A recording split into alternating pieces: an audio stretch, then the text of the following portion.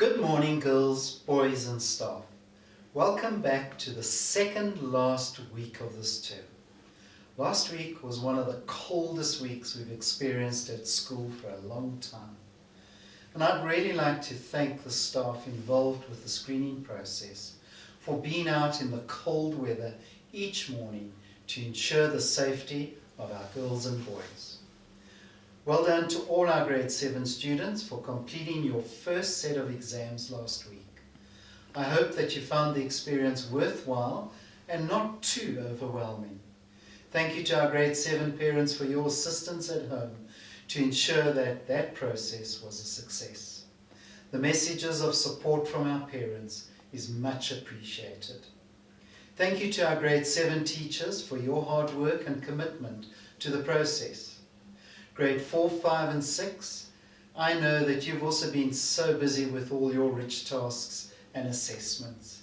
And I know that you will have learned so much from the process.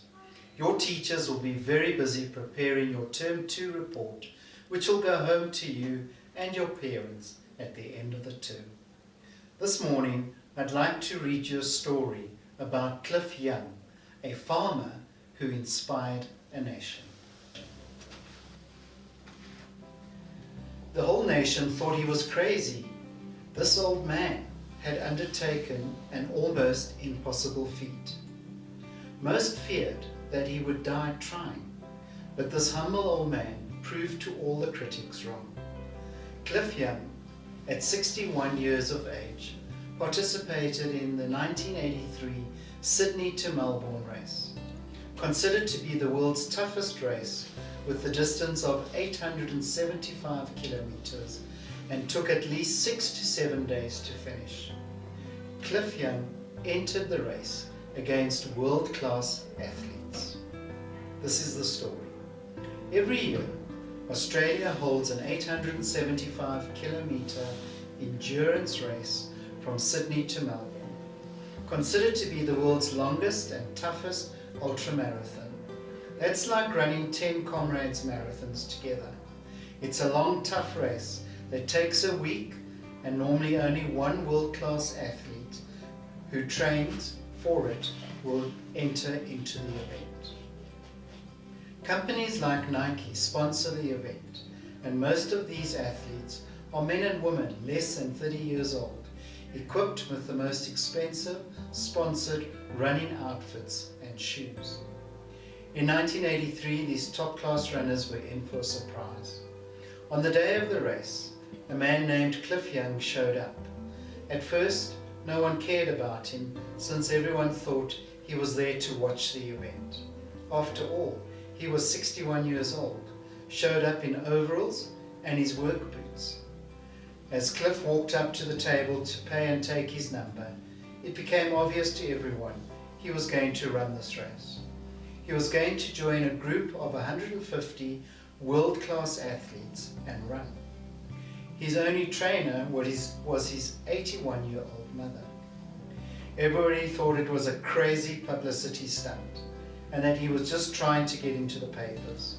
The reporters were curious, so as he took his number 64 and moved into the pack of runners in their special, expensive racing outfits, the camera focused on him and reporters started to ask, "Who are you and what are you doing?" "I'm Cliff Young. I'm from a large sheep ranch outside of Melbourne." They said, "You really going to run this race?" "Yeah," Cliff nodded.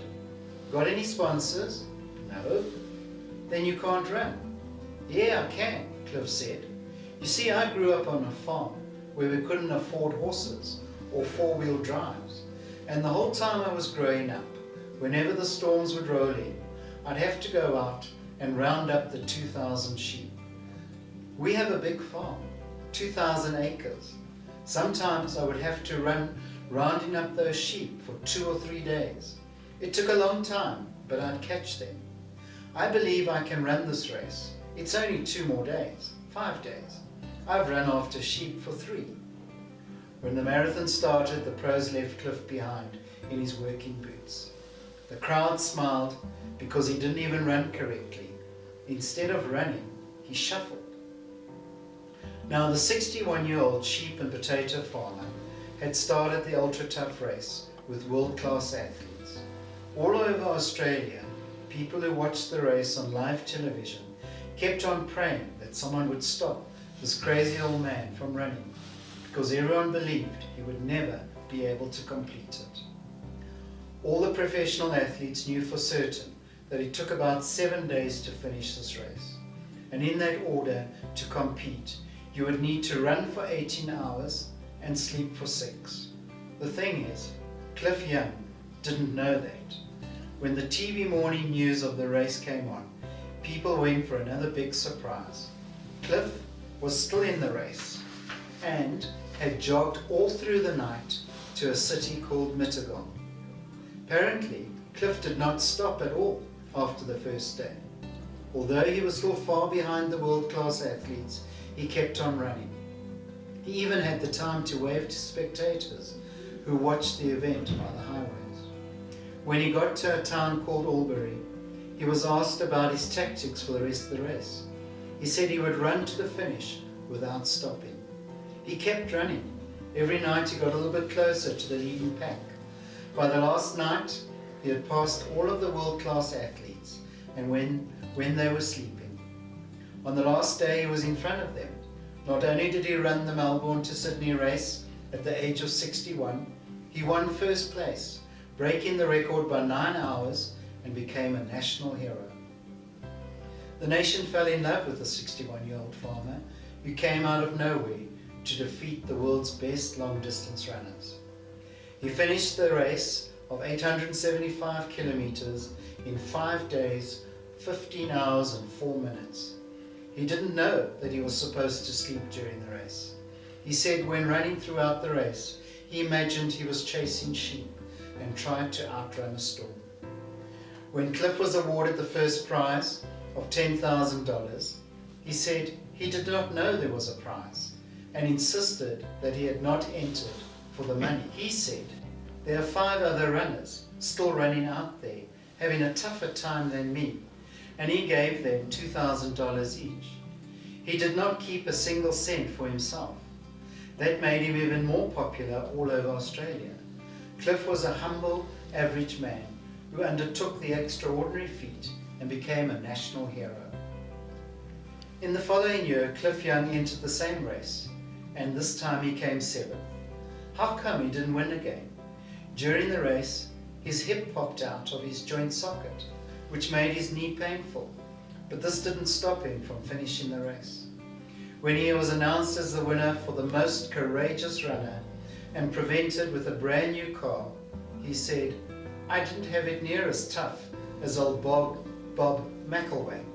Here, Bob, you have the car," and he gave the keys to him.